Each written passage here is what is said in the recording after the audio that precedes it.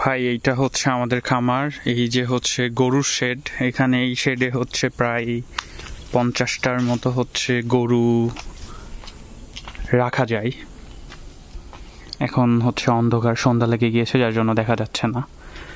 আর এই যে একটা রুম দেখতে পাচ্ছেন, এইটা হচ্ছে এখানে হচ্ছে আমরা হচ্ছে ঘাস কাটা মেশিন টেশিন বা ঘাস টাস কাটতাম আর কি।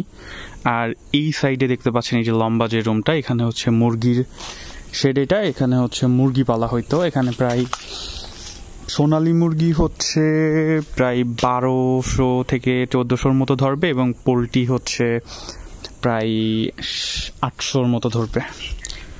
আর সামনে আগাইলেই হচ্ছে এই যে দেখতে পাচ্ছেন একটা ঘর। এই ঘরে হচ্ছে মানুষ মানে যে খামারে যে কাজ টাজ করবে, বা আমরা মাঝে মাঝে এসে নিজেরা থাকার জন্য হচ্ছে এই ঘর করা হয়েছিল। এখানে 2টা রুম আছে প্লাস বাথরুম আছে। আর এই যে হচ্ছে খামারের গেট, এদিক দিয়ে ঢুকতে হয়।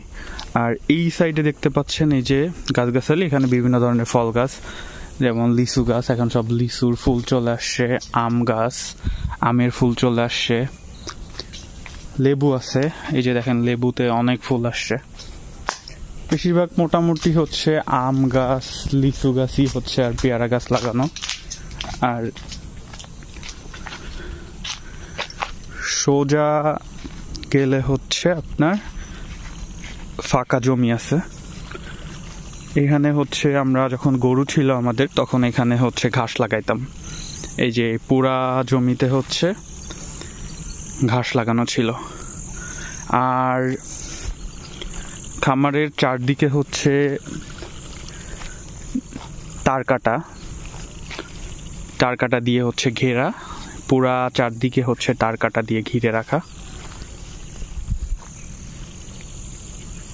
এই হচ্ছে আমাদের খামার।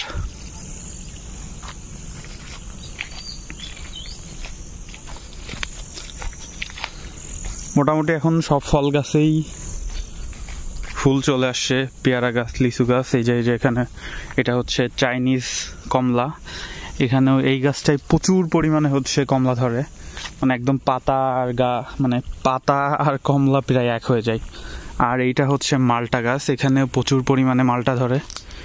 সব গাছেই এখন মোটামুটি সব গাছেই ফুল আসছে। এই যে এই পাশে একটা হচ্ছে থাইল্যান্ডের হচ্ছে জাম্বুরা গাছ লাগাইছিলাম, এটাতেও ফুল আসছে, প্রচুর পরিমাণে ফুল।